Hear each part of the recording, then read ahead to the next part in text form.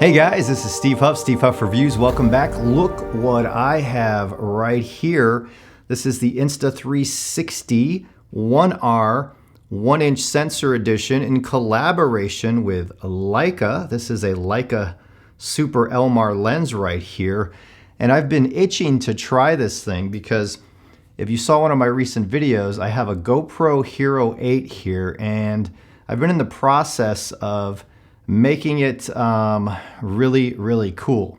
I have the media mod, and I have a Rode Video Go, it's called, I believe, the wireless, and this is an amazing setup. Have the battery powered handle grip, so it powers the GoPro all day long via USB.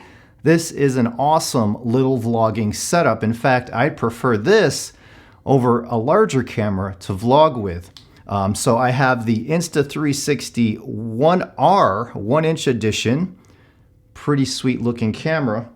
I have the DJI Osmo Action, which this is my second one.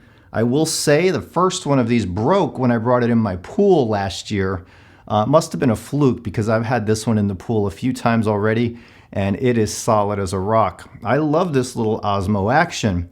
Not as much as I love the GoPro 8, but the question here is, did I like this 360R 1-inch version? Now this is a 1-inch sensor, which means it's going to give you better image quality in low light, especially sharper details over something like a GoPro or Osmo if you're shooting in the higher resolutions.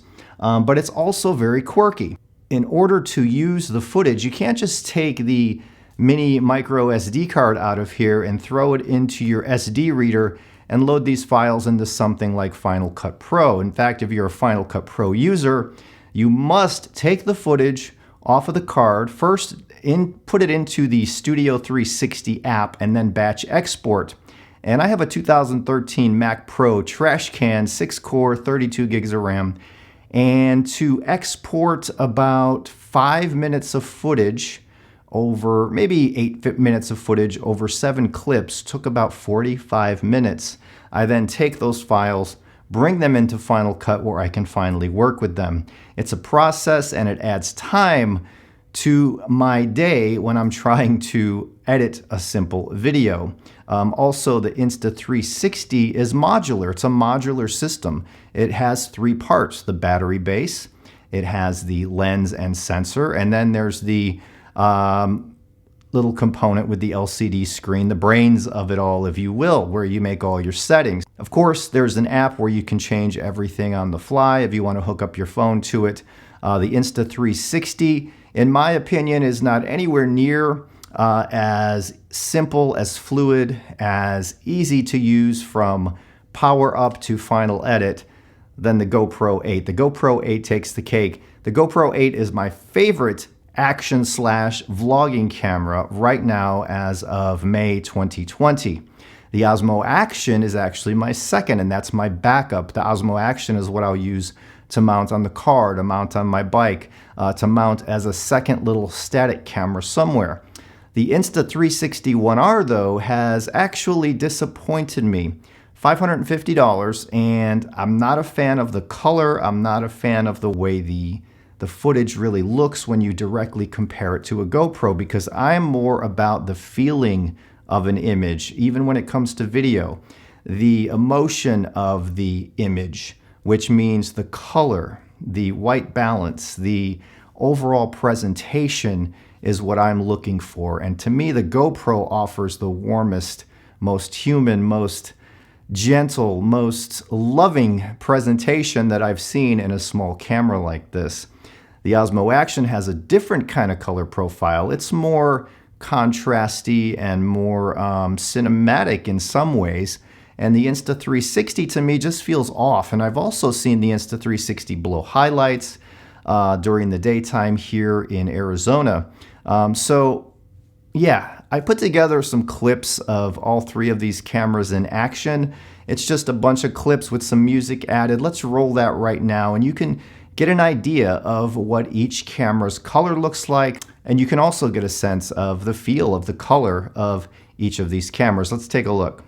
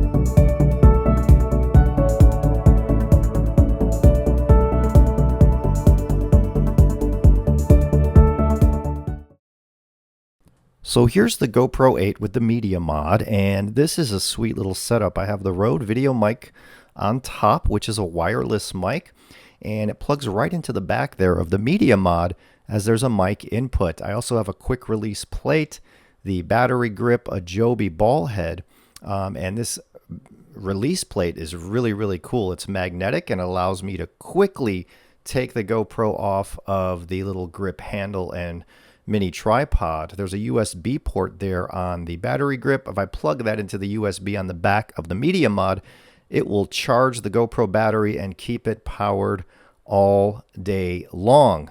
Now this grip is like a $30 grip. I bought the $10 tripod feet to screw into it. It's heavy duty, it's all metal. This is an amazing buy for about 40 bucks. You can have that whole setup. The Joby ball head, of course, is separate. The quick release plate is separate, and the media mod is separate. But this makes not only a great action camera, but it makes an amazing vlogging camera. And with the presets now on the GoPro 8, it makes it simple to switch between anything you want to shoot, between cinematic profile, slow motion, action, vlogging setup. You can create your own presets, and that is pretty amazing. And here's the Insta360 1R in its case that it does come with. But to get it out of the case, you have to unscrew the lens protective cap on the front, which is nice and heavy duty. I do like it, and it says Leica on it because this is a Leica Super Elmar lens. Now, you do have to squeeze this out of its case, and I'm doing it the wrong way here because I forgot to open up that front latch. But sometimes it gets stuck for me. It's a pretty snug fit. And that little door, the SD card door, was open. That's what caused the problem of me getting it out. But I'll talk about that door here in a second. I screw the lens cap back on to keep that lens protected. But this little SD card / USB-C door is very cheap, very flimsy. It's fallen out twice. I could see it as something is getting lost or broken, and it's kind of a pain to put in place, and it's a pain to get that SD card out of there as well, the micro SD. But let's forget about that. Let's switch to the back. This is a modular system, so you can remove the battery, you can remove the lens and sensor, and then you're left with the heart of the system, the brain, whatever you want to call it. That is what runs it all. Now, you can swap lens modules. You can go 360, you can go 4K. In this case, it's the 1-inch. You can put the screen front-facing, rear-facing. It's a really cool modular system. You'll see some water on it because I just took it out of the pool here moments ago. But no problem. It went in the water without fail. The screen on the back is tiny. It's very hard to maneuver. And if you have fat fingers, and I don't, and I had a problem, it's very hard to navigate. So some people might want to use their phone and hook it up to the camera to change the settings in a much easier way. Sometimes I push this menu and it doesn't register my touch. Sometimes it gives me these warnings. It's a really weird menu system, but not bad at all for a first effort from Insta360. Remember, they were born out of 360 video, and here they're trying to compete with GoPro, who's on the 8th version of the camera, which is very mature and very foolproof.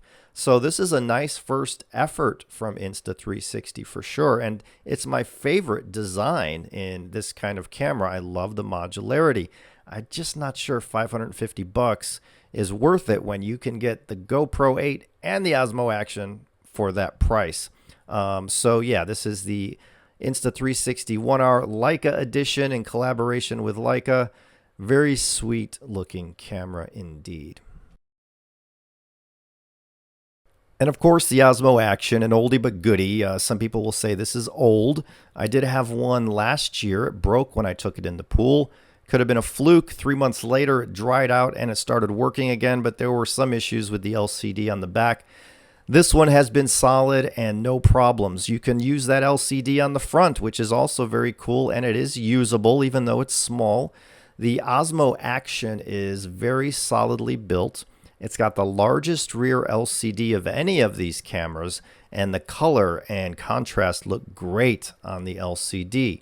It's about as simple as it gets. You have a button on the side. You can switch into HDR mode, slow motion, all at the push of a button. No need to menu dive. And if you do need to get in the menus, they're very simple as well. This little camera, it's the smallest of them all. It can fit right in your front pocket. You can take it anywhere. The internal microphone is decent, but you can buy an accessory that allows you to attach an external mic. You can do that with the GoPro. Out of all three of these cameras, the best internal mic is by far the GoPro 8, then the Osmo Action, then the Insta360 1R. That has the lowest quality built-in microphone, but this little Osmo Action is sweet. So all of these cameras can do a good job. They can all take great video, right? No one's going to be disappointed in the quality with these cameras. Now, if you use Adobe Premiere, there is a plugin from Insta360 that allows you to edit that footage directly in Premiere Pro, I believe. Now, I don't use Premiere, but a lot of you do, I'm sure. And that should make it a little bit easier, but I don't know how smooth it is. I don't know if there's trouble because I have not been able to test that. But again, I think the GoPro 8 right here is the best action camera and one of the best vlogging setups you can get if you want to vlog. You don't need those large cameras to vlog. You don't need a 1DX. You don't even need an EOS R.